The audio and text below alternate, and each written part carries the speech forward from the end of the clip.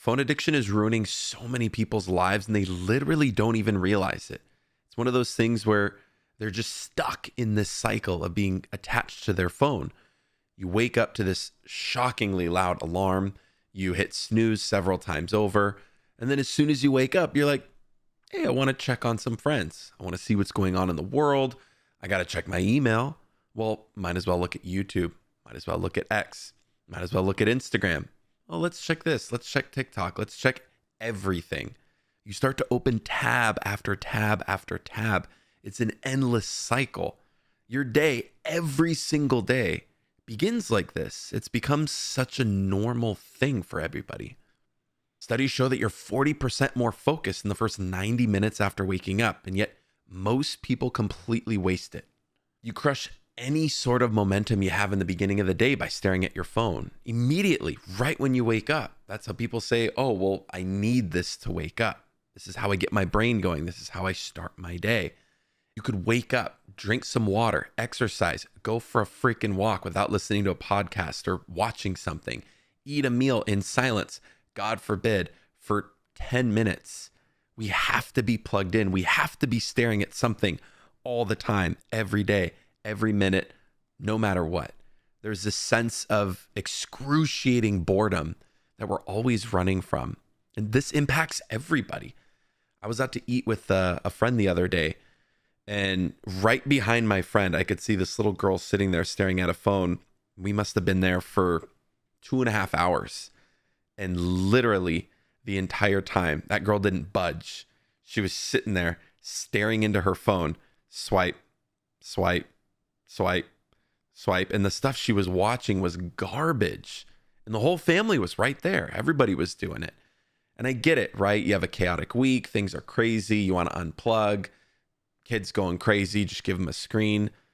But is that really an excuse all the time? And again, I don't know their life story. I don't know what's going on with them. But I couldn't help but think just how much this impacts so many people. And from a younger and younger age, this little girl was sitting there completely enthralled by the screen she was staring at. And I just couldn't help but sit there and think, man, when I was a kid, like you literally had to talk. You had to connect. You had to be there and exist with yourself. If you were bored, you did something. If you wanted to stimulate your mind, you had to go somewhere. You had to do something about it. You couldn't just escape into a screen. We openly look down to alcohol addictions, gambling addictions, and drug addictions. Yet social media addictions, phone addictions have become such an accepted part of everyone's lives. Love language is to send reels, right? Oh, they send me reels. They send me funny memes. You're sending the same things to the same 3, 4, 5 people all day, every day, again and again and again, just repeating this cycle of flooding your brain with excess dopamine. You're just attached and obsessed to this thing. We've become so obsessed with watching other people, with consuming stuff, and being watched ourselves. Everything we do. I mean, go to any concert, pretty much anywhere.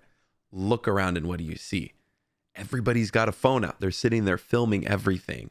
Anywhere you go, people will have phones, people have devices, they're looking into screens, your GPS, around work, your computer screen, you have 500 tabs open. There's always something going on in our brain. We always have these tabs open that we're trying to just process and figure out and understand. It doesn't seem to stop. And there's also this obsession with sharing our lives with every single person. Look at my relationship, look at my car, look at my this, that, whatever, however, wherever. Birthdays are a great example. So many people, when it's their birthday, they have to post 15 stories of themselves sharing, here's my birthday, it's my birthday, look at my birthday, happy birthday, oh my gosh, it's my birthday. Every single person that posted them about their birthday, they will then take that and share it on their stories. Now, I love birthdays just as much as the next person. Totally guilty of filming and posting things about birthdays, but it's another reminder of that desire to just share what we're doing and kind of unplugging from the moment. So you could have been there celebrating with friends, or you could have been in the moment, but you're thinking, oh, I need to film this. I need to post this on a story. I need to make content. I need to show something. We're constantly in this overstimulated state. Again, going back to that 90 minutes in the first part of your day, that's the most important part of your day. That's where all the momentum is built up. Fresh brain, fresh mindset. The whole day is ahead of you, and you've now ruined that by flooding your brain with this explosion of colors, lights, sounds, music, exciting videos, big, better, larger, more exciting. And it's like exploding your brain, right? And then you get up and you're like, oh, I have to sit in front of a computer. I have to work. I have to go build this thing. I have to go do this. I have this chore to do. I have to go run this errand, drop this person off. Whatever it is, it just seems so painfully boring, painfully difficult, because it's not as good as one of these. It's not as exciting as all those things that we're looking at constantly. The more we do this, the more we disconnect from ourselves in the present moment. It really does demotivate you throughout the day. And imagine what that does every single day, every single week, every single month, year after year. How much of your life is spent just staring at a screen, watching the lives of other people, or trying to get other people to watch your life?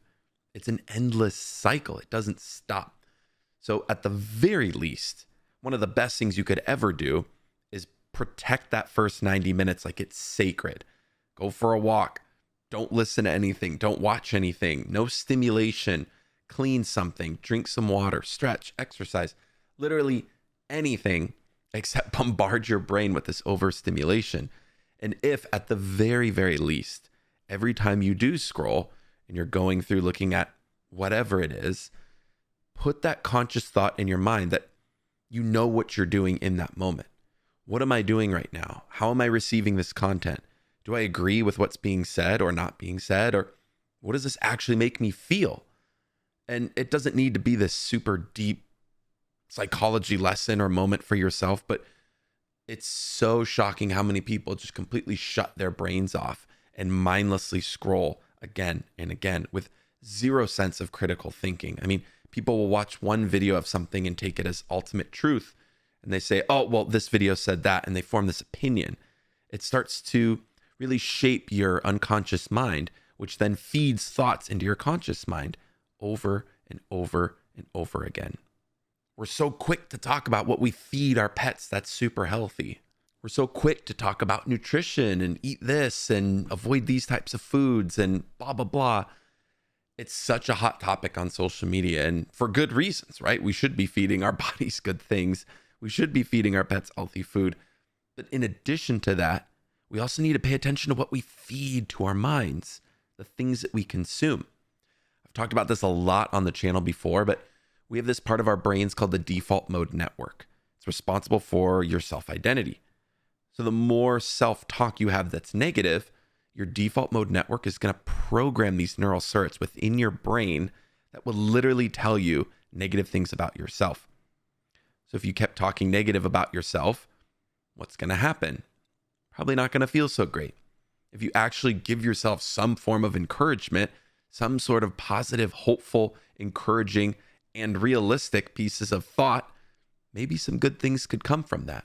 It's a massive cycle, and people get stuck consistently feeding their default mode network so much negativity, so much hate, so much just animosity, and literally changes the way that you see the world and how you identify as yourself.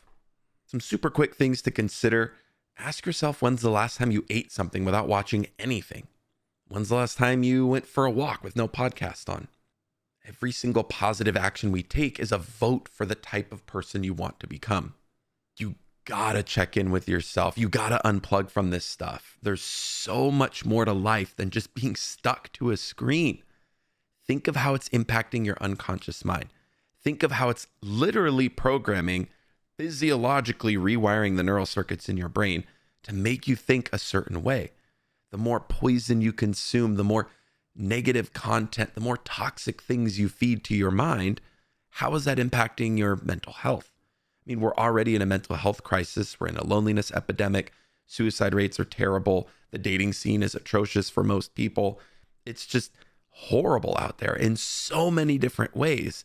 And I genuinely feel, and a lot of the science is suggesting as well, that a big part of this is the actions that we're taking day to day, involving how we consume things, how we look at content, how we present ourselves to the world, our self-image, our sense of happiness and fulfillment. These are all critical things to pay attention to. And I fully acknowledge by making this video, I am literally on social media in which you're watching through a screen. I think there's a big difference between trying to think critically and create something and sit there and mindlessly consume things.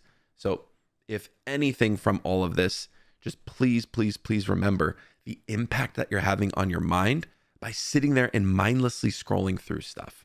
It's so much more damaging than you think. And it's just unbelievable what could happen if you make some small positive changes in your life, especially in the first 90 minutes.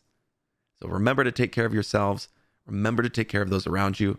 And for all things psychology to help you think, feel, and perform better, stay tuned right here on Psychology of Living.